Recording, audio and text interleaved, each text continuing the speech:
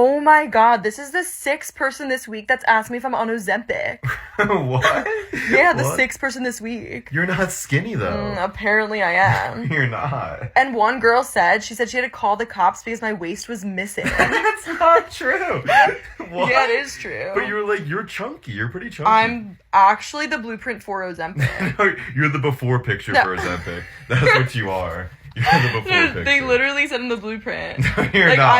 I'm in the Ozempic. You're commercial. chunky. The before picture is a crazy statement to make, but this is the level of delusion that modern women have and carry around with them proudly every single day. The reason why I haven't really dated in the last 6 months is because I have been so focused on myself that if someone were to come into my world, they would need to be a guy who creates a multi-step plan for a date, or just in general is super thoughtful, because I'm super thoughtful about myself and I'm super intentional about myself. Biggest turn off in dating is when a guy literally just replies to your Instagram story or likes it and then it's like, hey, do you want to like come over? The level of dating nowadays has gotten just so bland. Like, what happened to the days where people are writing handwritten notes as if their life were depending on it? Wow. The sense of entitlement is so crazy. Like, no man owes you a multi-step plan without ever having knowing you. Here's your multi-step plan. He texts you, he slides into your DMs, you chat back and forth. You might even go on a couple dates, and within those couple dates, you're already sleeping with him, and then you end up regretting it, which is why you're posting dumb videos like this. And when men used to write love letters, it used to mean something. Now men could write love letters, give flowers, plan all of the dates, and still get over. And what happened to dating? What do you mean? Women made it so socially acceptable that it was cool not to care and that it was cool to brag about having rosters. Let's be so for real, we all know what happened here. She probably gave it up too easily, one too many times to the guy that like just slid into her DMs, and now she's all salty about it. So the next guy has to then prove his worth and prove his value by having a multi-step plan, even though the dude before didn't have to do to get any. And that's just for starters. A multi-level plan. This is like corporate talk, but what do you mean? That he hits you up in your DMs, that he texts you good morning, all of the things that men are already doing, and it's not good enough. This is the type of chick that will expect like a trip to Bora Bora for her birthday, but when it's your birthday, she's gonna get you a pair of socks. So basically, the new guy gets to pay for the last guy's mistakes and for her poor decision making in the past. And honestly, all this is going to do for the men is weed out the ones that are just using you for a multi-step plan, because we all know that women, when they like a man, will sit there and literally watch football or play Xbox or whatever your hobbies are in silence just to be in your presence. And not for nothing, where is her multi-step plan to keep him? Where is her putting in all of the effort? Where is she writing him love letters? Where is there any sense of reciprocation, or is it just all on the men to continuously give all of this effort because she's entitled and feels like he owes it to her? For the record, any person that's actually working on themselves doesn't need to come online and let the world know that they've been working on themselves if it's actually valid and legit. Change happens in silence, and there's no need for bragging. Okay, bye. Yeah, I think that's a problem. You can be thoughtful about yourself and you need to be taking care of yourself, but these modern women too many times be taking care of themselves over and above what's actually necessary, and it becomes an egotistical trip when they get around men. And you know, much is made about, oh man, he was nagging and he was trying to humble me. But we never really talk about how these modern women are actually trying to humble men with their, oh, I'm a boss, babe. I'm an entrepreneur. I've got the big job, the big house, the big car, and all of these other things. I'm strong and independent. I don't need no man. That's trying to humble a man to say, you're not worthy, you're not necessary, and you are not needed around these parts. That, and no men are going to be writing notes because y'all don't be responding to him. That man being sat down, wasted his time, wrote something very thoughtful, sent it to you, and you be then crinkle it up, throw it in the garbage, or taking it to your brunch to show your friends and just clowned him. Who wants to go through that? Why are men not as interested or as obsessed with us anymore? Obsessed is crazy word. I get this question a lot, and I wouldn't say that men have stopped being interested. What I think is we've had our perspective and our priorities reset. In the past, men chasing behind women they probably couldn't even maintain was a badge of honor. The applied pressure culture was a real thing. We were told our identity was wrapped up in who we were able to conquer. That's how it used to be. And I believe women by majority standardize that as this is what it should be. Whereas now, priority number one for a lot of men is to consider our purpose, our peace, and our pockets before prioritizing you. It's almost like that viral video where that man is sitting down eating and it's like single man meal is $16 and a peaceful dinner. Then it says relationship meal is like $85 and trying my best to avoid an argument. There's humor in that, but there's also some honesty. And I think a side effect of men prioritizing those things is that by doing so, we've unconsciously unlocked the clarity that says, I still want and desire a woman, but if she comes in and compromises my peace, my purpose, or my pockets, then I don't even want to waste my time. And I don't think women know how to handle that disillusion. But it's not because men aren't interested. It's just that we're no longer more interested in you than we are our purpose, peace, and our pockets. If you were to enter his life right now and contribute to those things, he's not going anywhere. But if you compromise any of those things, he'll peep it from a mile away and he will not be interested. Like, men don't understand why we're interrupting them. They don't understand it. Because it's obvious you have something important to say. Listen.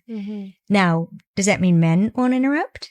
Yeah, they'll interrupt if you're not getting to the point and you're not telling them what the problem is. Yeah. Because that's their normal filter. What's the point? And if the person's upset, what's the problem? Our normal filter is, what does this have to do with me? Why are you telling me about this?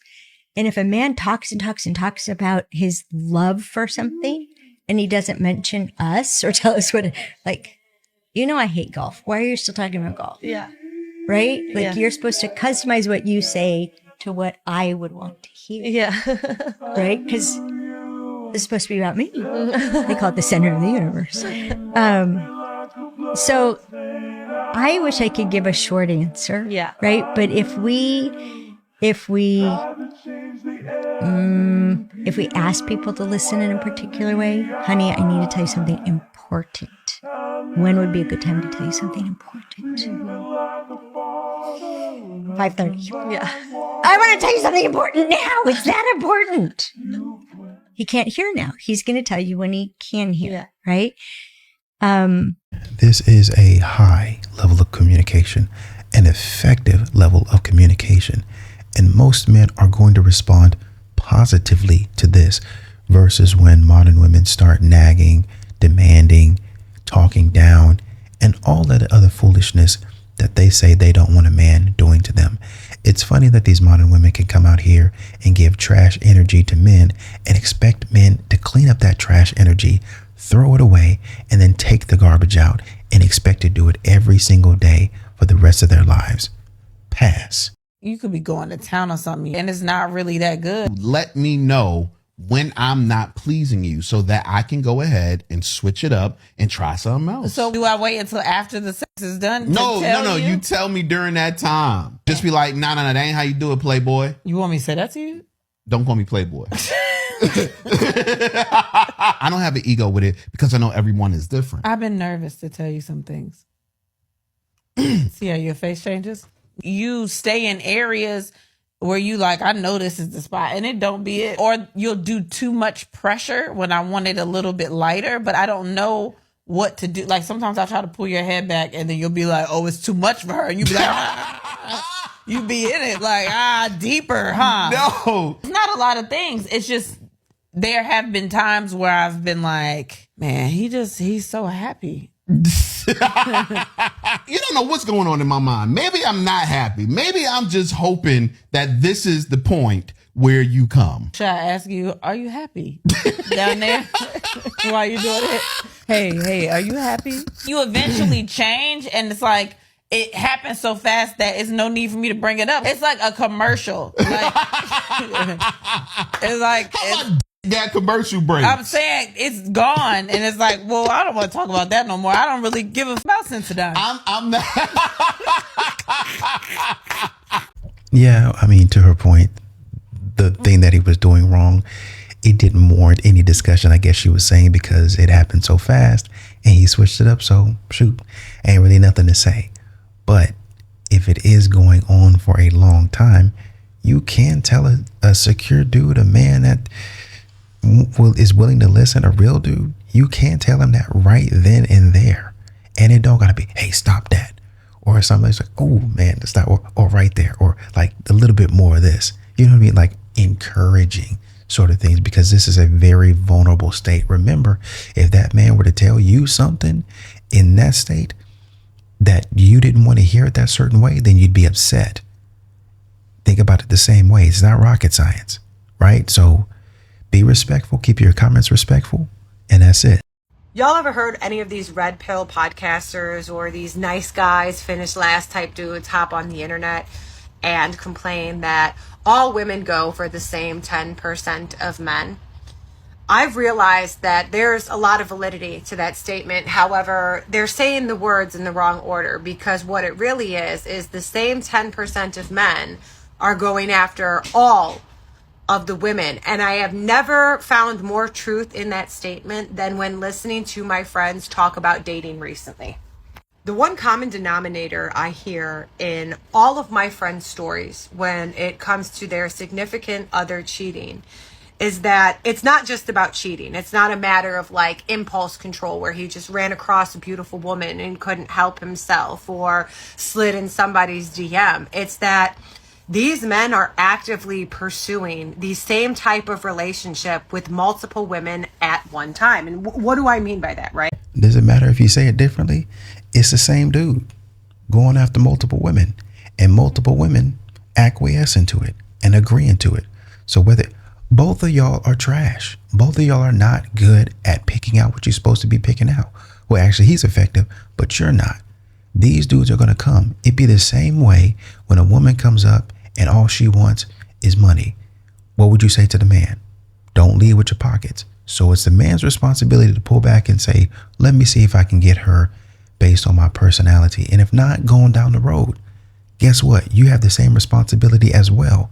If this man comes up telling you stuff that you want to hear, but you haven't properly vetted him, you based off your emotions, and you're not thinking logically and in reality, then guess whose fault that is?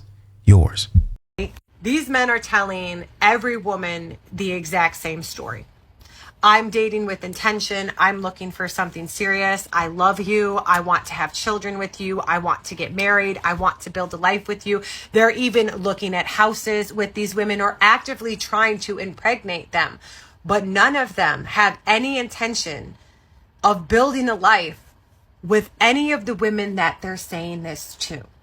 And that's crazy to me, because this isn't just a one-off scenario or something I've seen with one guy. The last guy I called the Tinder swindler, he was doing this to me and another woman out of state and his wife that he was separated from. My friend is going through this with her boyfriend, who actively has 2 other women that think they are his girlfriend and that they're in love and that they're trying to conceive a baby. I have another friend who just ended a 7-year relationship with a man who she caught cheating on her with 2 different women at her place of employment.